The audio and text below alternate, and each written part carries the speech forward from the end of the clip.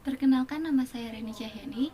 Saya dari kelompok 2 akan menjelaskan materi mengilustrasikan penghapusan langsung dan penyisihan piutang tak tertagih.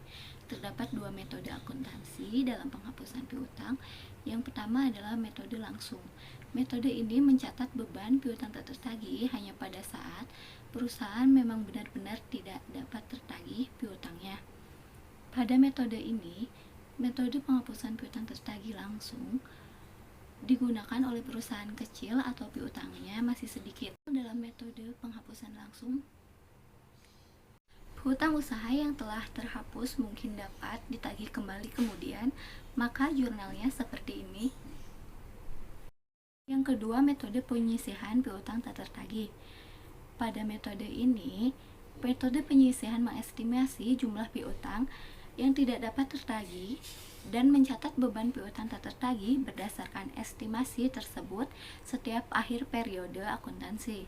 Berdasarkan estimasi tersebut, beban piutang tak tertagih kemudian dicatat dengan ayat jurnal penyesuaian seperti ini. Sebagai ilustrasi, PT Ekorinto memiliki saldo awal piutang sebesar 200 juta, termasuk beberapa piutang yang telah jatuh tempo.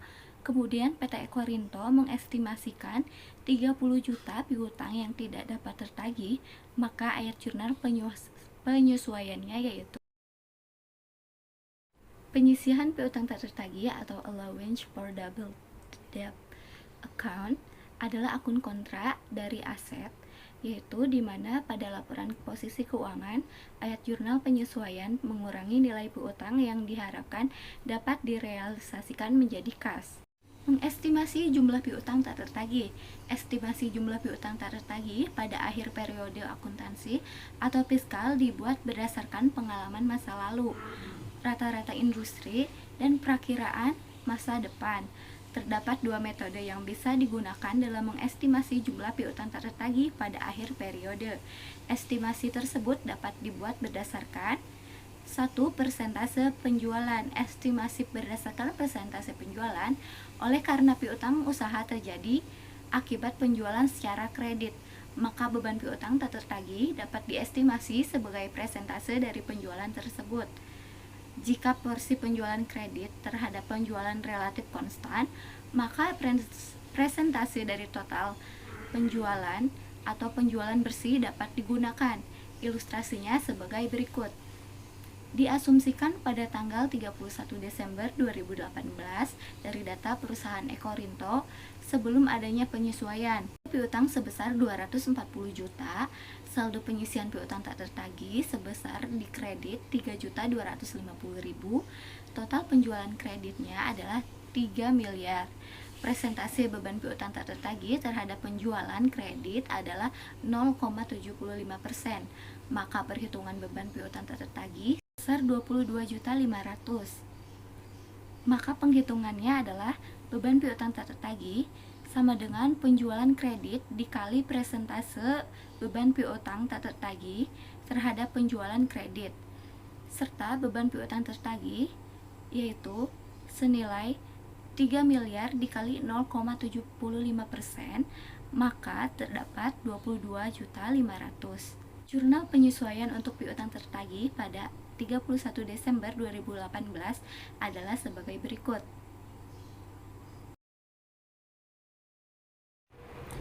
Yang kedua adalah analisis piutang.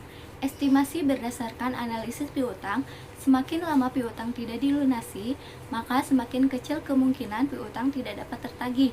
Oleh karena itu, kita dapat mengestimasi jumlah piutang yang tak tertagih dengan melihat berapa lama piutang tertentu belum dilunasi.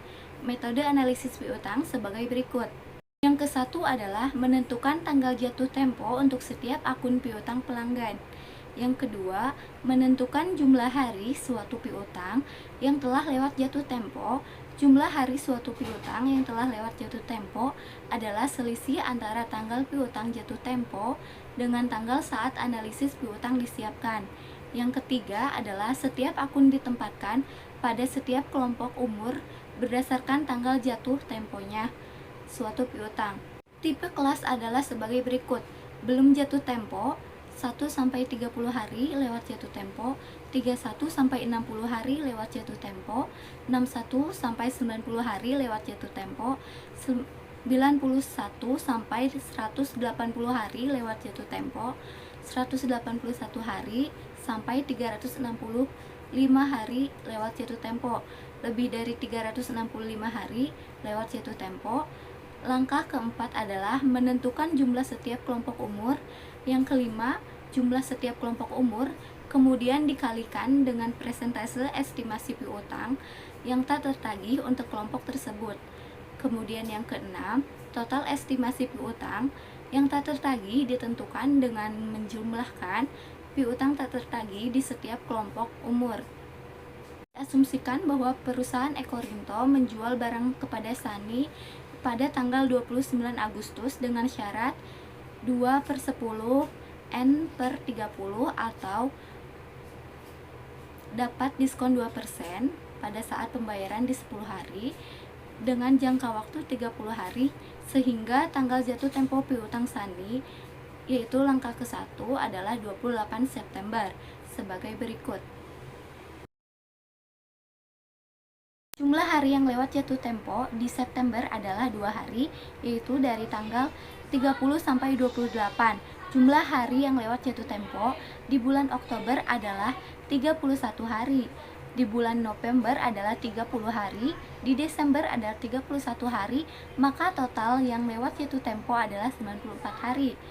Nilai estimasi sebesar 26.490.000 dengan saldo sebelum penyesuaian akun penyisian piutang usaha menentukan jumlah penyesuaian untuk beban piutang tak tertagih. Perusahaan Ekorinto memiliki saldo untuk penyisian piutang usaha yang belum disesuaikan sebesar 3.250.000.